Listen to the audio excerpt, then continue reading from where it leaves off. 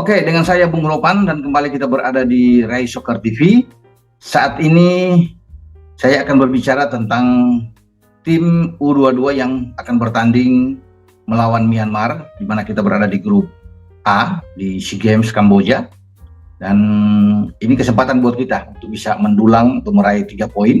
Setelah kita menang melawan Filipina dengan 3 gol, sekarang saatnya jika kita ingin menjadi juara grup, kita harus bisa menang melawan Myanmar sebelum kita akan ketemu dengan Timur Leste dan dalam pertandingan terakhir berjumpa dengan tuan rumah Kamboja. Saya meyakini bahwa kita akan memenangkan laga dalam pertandingan melawan Myanmar, dan juga pelatih Myanmar sudah agak ketar-ketir ketika mengetahui bahwa lawannya adalah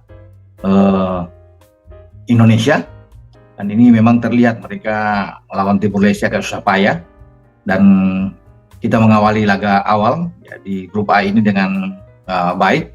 Tentunya ini modal kuat ketika kita bisa mengalahkan Filipina dan sekarang menatap laga melawan Myanmar. Bagi saya sih, untuk kalau melihat di grup A ini tidak ada masalah ya. Bagi saya yang menjadi masalah buat kita adalah setelah kita menjadi juara grup ya, misalnya kita juara grup ya, apakah kita bisa melewati semifinal ini? Dan ini kan tugas berat buat pasukan Indra Safri. Target ke final dan juara tidak mudah. Saya bilang ini misi yang sulit, tapi memang kita harus bisa melakukan ini. Semua harus ada percaya diri bagi seluruh pemain.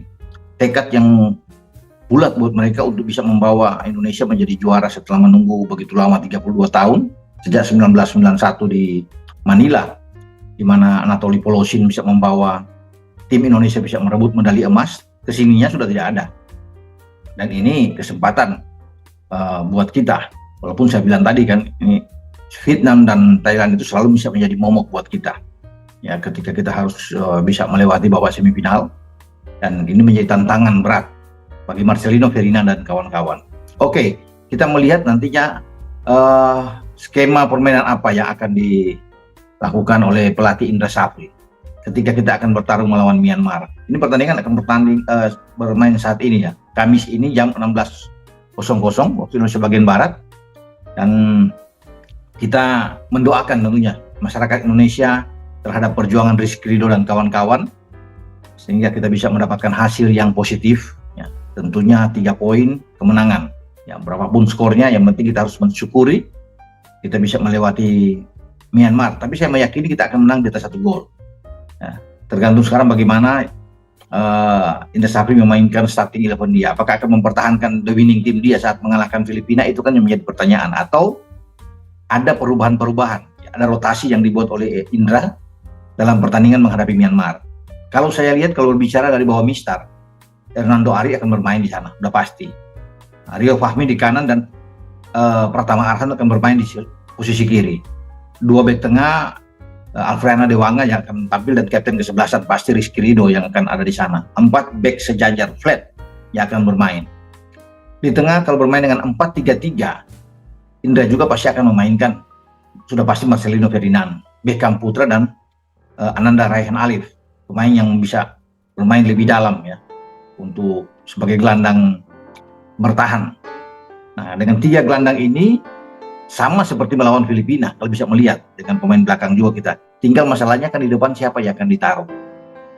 Di starting 11 pertama melawan Filipina, bukan Thailand, maksudnya melawan Filipina, itu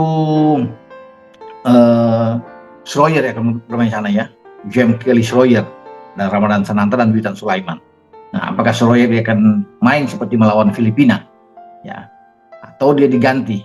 Karena saya tahu masih ada Irfan Jauhari yang mencetak gol kedua ya dari 3 gol kita melawan Filipina. Bisa aja Irfan akan dimainkan untuk bisa bersama dengan Witan di depan dan mensupport Ramadan Sananta, pemain nomor 9 yang akan ditaruh di depan. Semuanya ini kan tergantung dari Indra Safri untuk bisa melihat.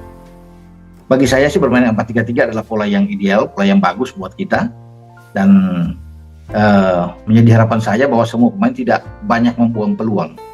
Ketika ada peluang di depan gawang, ini yang harus insting membunuh gol itu harus ada di sini. Jadi finishing touch ya, penyelesaian akhir itu yang harus ditingkatkan. Kalau dari permainan saya yakin kita unggul dari Myanmar, tapi tetap kita mengedepankan untuk tidak memandang enteng lawan. Karena bagaimanapun ada upaya juga dari Myanmar untuk bisa membuat kejutan dan mengalahkan kita. Makanya ini harus berhati-hati, pemain kita harus tetap fokus di dalam menghadapi pertandingan kedua ini, karena langkah kita ini kalau bisa menang melawan Myanmar aman, 6 poin akan memimpin klasmen sementara, dan itu tertolong dengan Kamboja. Kemarin itu tertahan oleh Filipina bermain 1-1. Nah, setelah mereka mengalahkan Timur Leste, posisi mereka dengan 4 poin kita bisa lewati. Kita menang melawan Myanmar kita ada 6 poin, sehingga kans untuk bisa menjadi juara grup terbuka. Karena duel kita melawan Kamboja kan itu akan terjadi di akhir pertandingan di grup tanggal 10 yang akan datang. Ya.